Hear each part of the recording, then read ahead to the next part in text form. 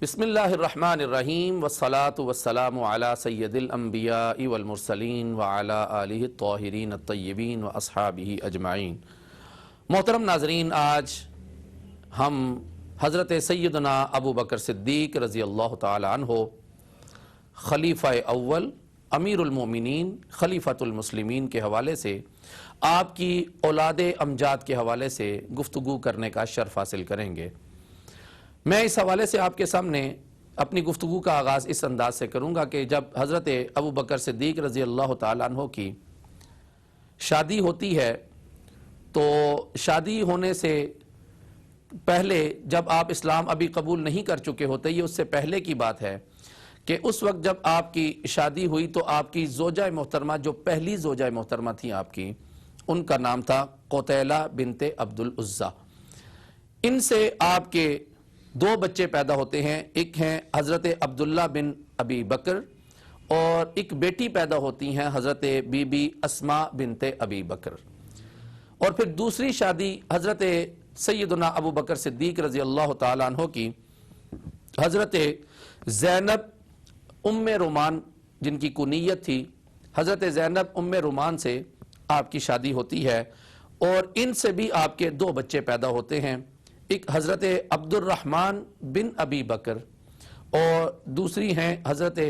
ام المؤمنین سیدہ طیبہ طاہرہ عائشہ صدیقہ سلام اللہ علیہا۔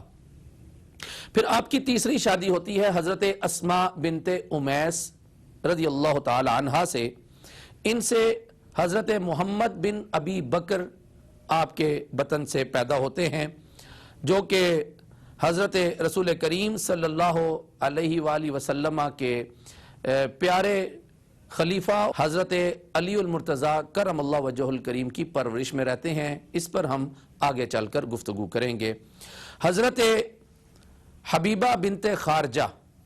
رضی اللہ عنہا، یہ آپ کی چوتھی زوجہ محترمہ ہیں اور یہ سب سے چھوٹی زوجہ محترمہ، اور ان سے آپ کی سب سے چھوٹی بیٹی پیدا ہوتی ہیں حضرت ام کلثوم رضی اللہ تعالی عنہا۔ یہ حضرت ابو بکر صدیق رضی اللہ تعالیٰ عنہ کی کہ وصال کے بعد اس دنیا میں تشریف لاتی ہیں۔ حضرت خارجہ بن زید، یہ وہ صحابی تھے نبی پاک صلی اللہ علیہ وسلم کے، جن کے ساتھ رسول کریم صلی اللہ علیہ وآلہ وسلم نے مدینہ طیبہ میں آنے کے بعد جب مواخات کا سلسلہ قائم کیا تھا تو حضرت ابو بکر صدیق اور حضرت خارجہ بن زید کے ساتھ ان دونوں کی آپس میں مواخات قائم فرمائی تھی۔ حضرت خارجہ بن زید کی جو بیٹی تھیں وہ تھیں حضرت حبیبہ، اور حضرت ابو بکر صدیق رضی اللہ تعالیٰ عنہ کا نکاح بھی ان سے ہوا۔ حضرت خارجہ بن زید نے اپنی بیٹی خود اپنی رضامندی کے ساتھ حضرت ابو بکر صدیق رضی اللہ تعالیٰ عنہ کے نکاح میں دی تھی۔ انہی سے حضرت ام کلثوم پیدا ہوتی ہیں، اور اس کے بعد آپ کے ایک غلام ہیں حضرت عامر بن فہیرہ یا فہیرہ رضی اللہ تعالی عنہ۔ یہ آپ کے وہ جان نثار غلام ہیں جنہوں نے 40 سال عمر پائی اور حضرت ابو بکر صدیق رضی اللہ تعالیٰ عنہ کی غلامی میں رہے، اور آپ کے ساتھ ہی نبی کریم صلی اللہ علیہ وآلہ وسلم کے ہاتھ پر مسلمان ہوئے۔ ہاں، یہ وہی صحابی ہیں جنہوں نے ہجرت کے وقت رسول کریم صلی اللہ علیہ وآلہ وسلم کی ہم سفری اور ہم رکابی کا شرف حاصل کیا تھا، اور یہ راستے میں خدمت گزار کے طور پر حضرت ابو بکر صدیق رضی اللہ تعالیٰ عنہ اور حضرت نبی کریم صلی اللہ علیہ وآلہ وسلم کے ساتھ ساتھ رہے تھے۔ یہ تو تھی وہ تفصیلات جو میں نے آپ کے سامنے عرض کی ہیں محترم ناظرین، جو نبی کریم صلی اللہ علیہ وآلہ وسلم کی ازواج کے حوالے سے تھیں۔ اب ہم آپ کی اولاد مبارکہ کے حوالے سے بھی تھوڑی سی گفتگو کریں گے۔ حضرت رسول کریم صلی اللہ علیہ وآلہ وسلم کے اس جان نثار صحابی کی اولاد کتنی خوبصورت تھی، کتنی باعمل تھی،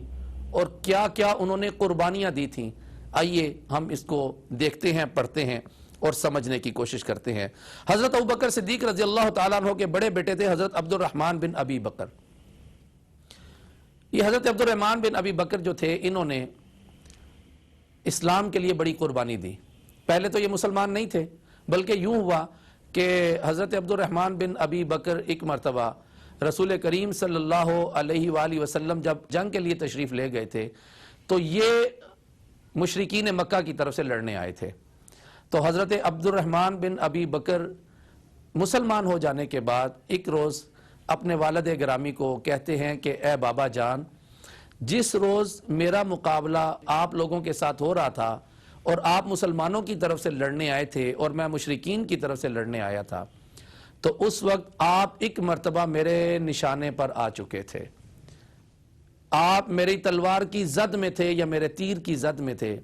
آپ میرے نشانے پر تھے، لیکن میں نے باپ سمجھ کر آپ کو چھوڑ دیا، میں نے آپ پر حملہ نہیں کیا. تو حضرت ابو بکر صدیق رضی اللہ تعالیٰ عنہ نے بڑا ایمان افروز جواب دیا. آپ نے فرمایا، بیٹے اگر میرے نشانے پر تو آ جاتا تو میں تجھے کبھی نہ چھوڑتا. اس کی وجہ یہ ہے کہ تو اس وقت میرے آقا میرے نبی صلی اللہ علیہ وآلہ وسلم کا دشمن بن کے آیا تھا، اور اگر تو میرے نشانے پر آتا تو پھر میں باپ کی شفقت بھول جاتا اور میں سایہ پدری ختم کر دیتا اور بھلا دیتا اس چیز کو، اور میں تیرا نشانہ لے لیتا. لیکن تو میرے نشانے کی زد میں نہیں آیا، اس لیے کہ رسول کریم صلی اللہ علیہ وآلہ وسلم وہ ہستی ہیں جو ہمیں اپنی جان سے بھی زیادہ پیاری ہیں، جو اللہ کے محبوب ہیں، جو پوری کائنات کے ہادی اور راہبر ہیں اور مرشد ہیں. حضرت عبد الرحمن بن ابی بکر کی یہ بات بڑی خوبصورت ہے اور تاریخ کی کتاب میں لکھی گئی ہے، اور آج تک آنے والے مسلمان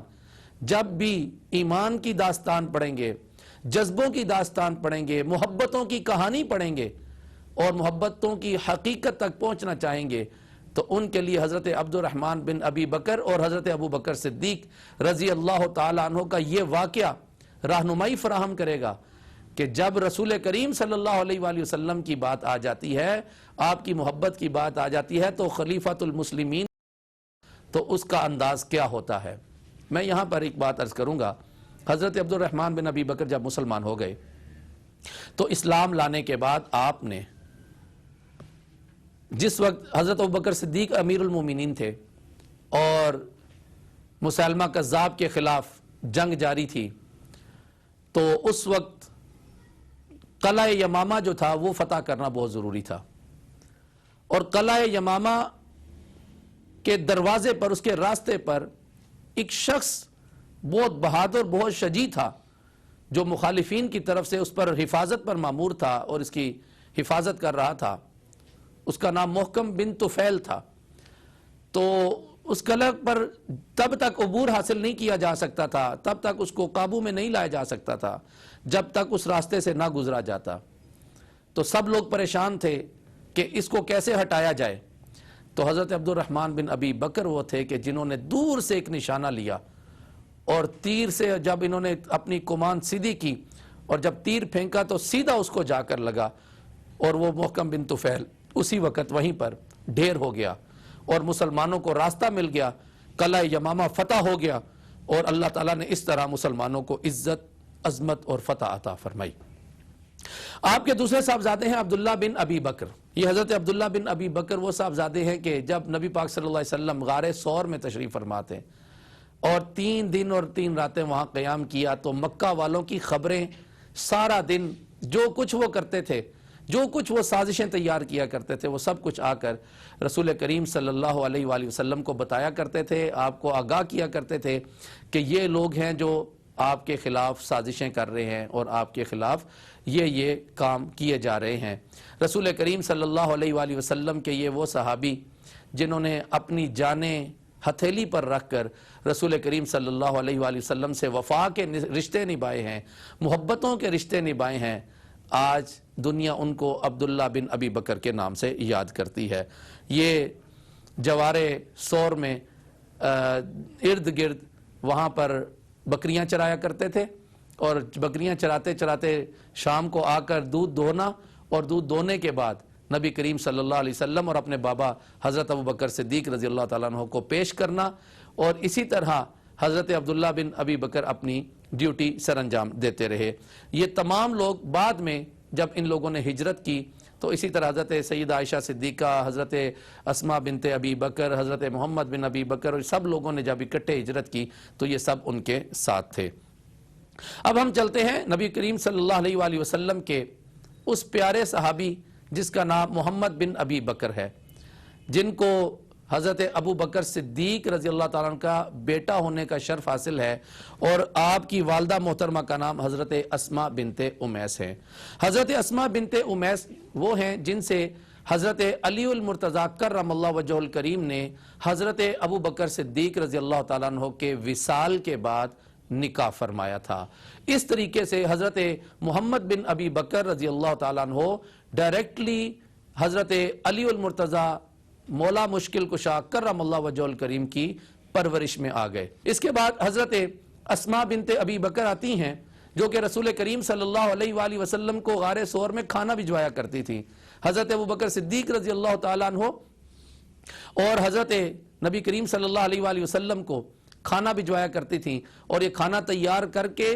جب باندھنے کے لیے ان کو کوئی کپڑا نہ ملا تو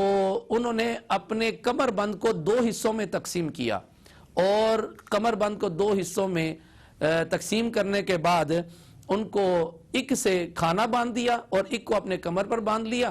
تو جب رسول کریم صلی اللہ علیہ وآلہ وسلم کو اس امر کی اطلاع ملتی ہے تو آپ بڑا خوبصورت فرماتے ہیں کہ یہ ذات النطاقین ہے، یہ جو بیٹی ہے یہ ذات النطاقین، نطاق کہتے ہیں ایک کمر بند کو۔ جب انہوں نے کمر بند کو 2 حصوں میں تقسیم کیا تو نبی کریم صلی اللہ علیہ وآلہ وسلم نے ذات النطاقین کہا، تو یہ اسلام میں پھر اسی نام سے مشہور ہو گئی، ذات النطاقین کے نام سے، حضرت اسماء بنت ابی بکر۔ اور پھر اس کے بعد ہے حضرت عائشہ صدیقہ سلام اللہ علیہا بنت ابی بکر، جو کہ ام المؤمنین بنی، جن کو اللہ تعالیٰ نے یہ شرف عطا کیا کہ وہ رسول کریم صلی اللہ علیہ وآلہ وسلم کی زوجہ بنی، اور آپ کی زوجیت میں آنے کے بعد آپ کو ام المؤمنین کا درجہ ملا۔ آپ نے بہت وقت بعد تک نبی کریم صلی اللہ علیہ وسلم کے بعد آپ نے زندگی گزاری اور بہت سارا وقت آپ نے بسر کیا۔ رسول کریم صلی اللہ علیہ وآلہ وسلم کی یہ پیاری اور محبوب ترین زوجہ محترمہ تھی حضرت سیدہ عائشہ صدیقہ سلام اللہ علیہا۔ بہت سارے معاملات میں نبی پاک صلی اللہ علیہ وسلم ان کے ساتھ محبت فرمایا کرتے تھے، ان کی دلجوئی فرمایا کرتے تھے، بلکہ ایک روز نبی پاک صلی اللہ علیہ وآلہ وسلم اپنے کاشانہ رحمت میں گئے تو اندر دیکھا کہ سیدہ عائشہ صدیقہ سلام اللہ علیہا کچھ تلاش کر رہی ہیں۔ تو رسول کریم صلی اللہ علیہ وآلہ وسلم نے پوچھا، ہے حمیرہ کیا تلاش کر رہی ہو؟ عرض کرنے لگی، یا رسول اللہ میری سوئی گم گئی ہے، وہ نہیں مل رہی، میں وہ تلاش کر رہی ہوں، اندھیرے کی وجہ سے مجھ سے سوئی تلاش نہیں ہو رہی۔ تو نبی کریم صلی اللہ علیہ وآلہ وسلم نے اس موقع پر مسکرا دیے اور آپ نے تبسم فرمایا۔ جب آپ مسکرا دیے اور تبسم فرمایا تو آپ کے مسکرانے سے اللہ تعالیٰ نے آپ کے دندان مبارک سے وہ نور جاری فرمایا جس سے پورا حجرہ روشن ہو گیا،